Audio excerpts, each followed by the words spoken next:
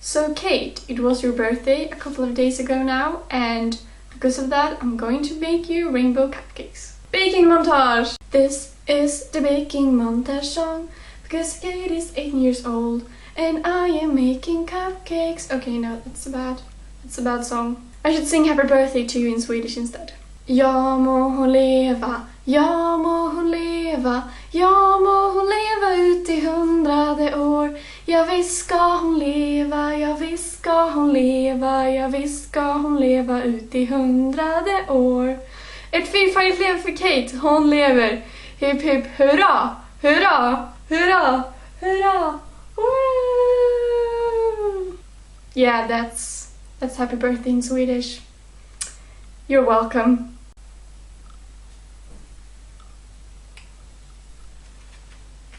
Now, since you aren't here and you can't taste this, I'm going to do it for you.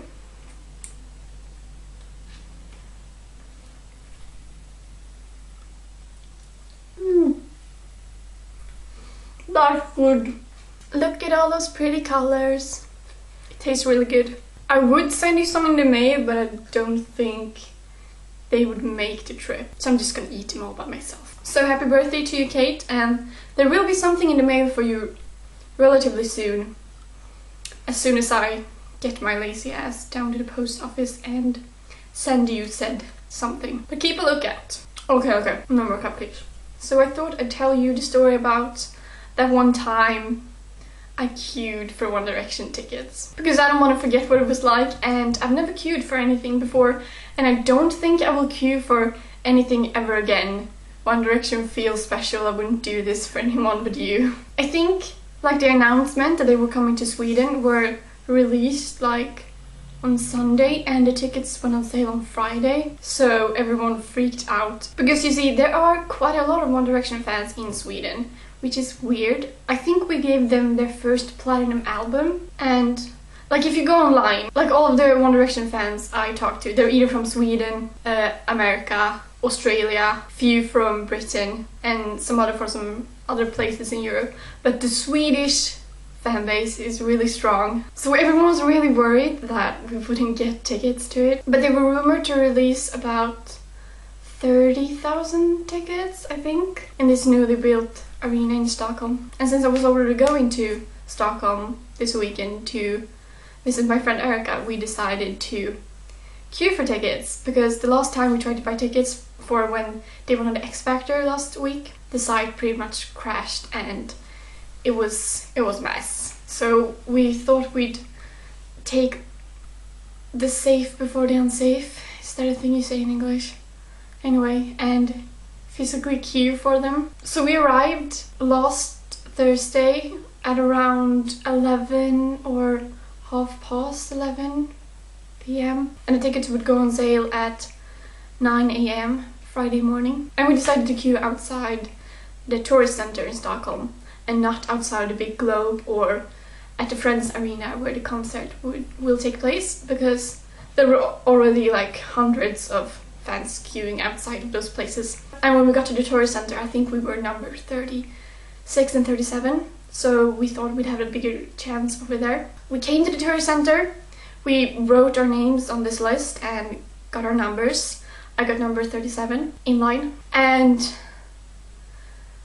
I guarantee you there was not a soul over the age of 14. Okay, maybe 15. I can stretch to 15, but no one was over the age of 15. Not a day over 15, trust me. And I'm 20 and Erica is 19. So we were like, what the hell are we doing here?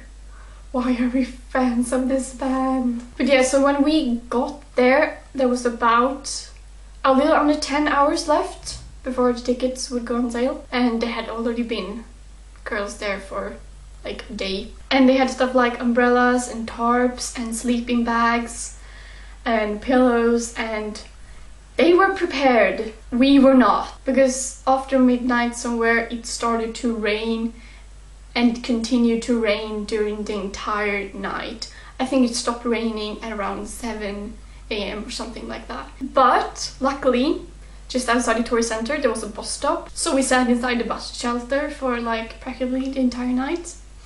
and which was kind of great because for anyone walking past, it just looked like we were waiting for the bus. So we were basically waiting for the bus for like 9 hours. And it was also great because we had shelter from the rain and to some extent also from the wind, but not from the cold. And it was so cold. I was in my winter jacket and I had a hat on and gloves and everything. I was so cold. Like, I forgot how it felt to be warm. When we went to buy some coffee and something to eat at around 6 or something in the morning, we walked into the station just across the street. Warm. God, it's nothing I hate more than freezing. And by the way, I don't get, like, I would never have been allowed to like sleep outside on the street when I was 14 years old, especially not in Stockholm.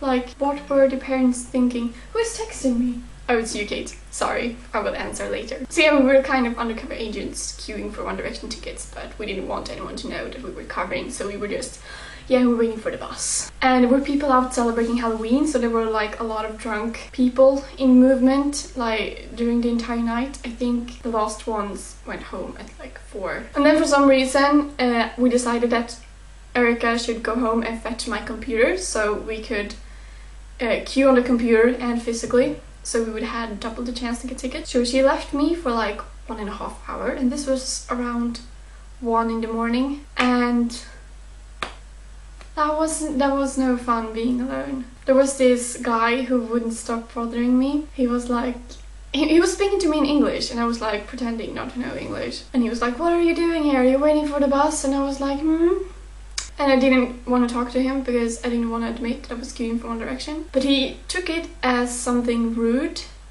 I should probably say that he was a foreigner. I don't think he was born in Sweden. Because then when I wouldn't talk to him, he went off on this huge rant with another guy standing beside him about how Swedish people are so rude, they never talk to me.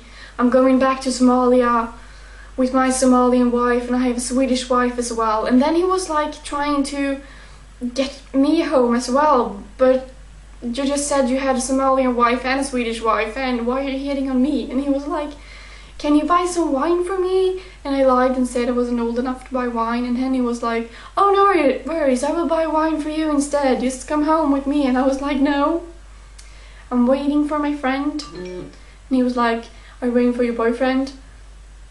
"No, just my friend." And I really made it clear that I didn't want to talk to him. I like put in my headphones, and he got really upset, and I didn't want to. There's a lot of weird people going around. And then they started ranting about how Sweden just want to control people and that it sucks. And they were going back to Somalia. I know, they were probably Somalians. And I felt so bad because I didn't want to be rude, but I didn't want to admit that I was queuing for One Direction. And he was probably drunk as well and creepy. And there were all of these other people in their 20s somewhere who would walk by home from a party and just tease and take the piss out of the girls queuing.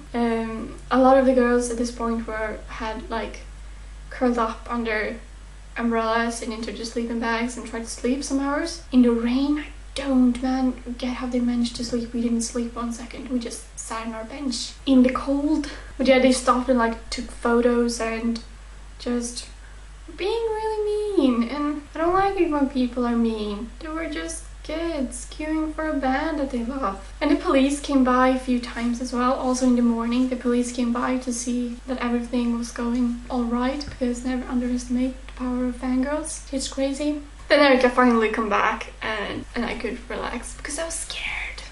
I was scary. Don't like strangers talking to me. I don't like it when strangers try to buy me wine and take me home, especially not when they're married twice. Like I said, I had number 37, but it turned out several people had given up and gone home or cheating, so they lost their place. Because you had to stay there once you had written your name. You couldn't go home and come back in the morning. You had to be there the entire night, and some people hadn't, so they lost their place. So in the end, when we queued up, I got the number 21, and this was around 7 a.m, which is where I started to get really nervous. Like during the entire night I had been really calm and just, why are we here? why are we doing this? It's so cold.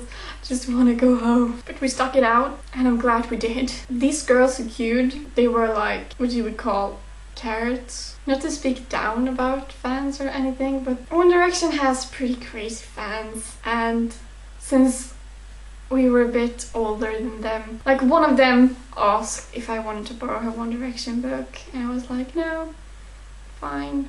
And one was smoking and I was like, you're like 14, you shouldn't smoke. I didn't say that to her, but I thought. So when the clock finally hit 9, we were gathered inside the tourist center and there were about, I think, 4 registers open. And like I said, we had number 20 and 21. And 4 minutes past 9, one of the guys behind the desk yells, all of the places in front of the stage are gone. 4 minutes! And all the best places were gone. And we were like, oh, because at this point, I think they were on number like 5 or something, so we were really worried, are we going to get tickets or what? I think the time was around 15 minutes past 9 when it finally was our turn. And we got to the register and she said, the only tickets that's left are the ones in the back. And we were really lucky and got 4 tickets next to each other. Even though we got the crap tickets, I'm still happy that we got them, because 20 minutes past 9 they were gone, the tickets were gone. Maybe even before then. Probably wouldn't have gotten tickets if we had tried to buy them online. It was so unreal when we had the tickets in our hands and we were like, we're going to see One Direction live. Still can't believe it. Probably won't believe it until 8th of May when I'm in that arena. Yeah, that was my queuing for One Direction tickets with a bunch of 14-year-olds and random drunk people story. But yeah, I'm going to see One Direction on the 8th of May next year. Mel, I will see you on Monday.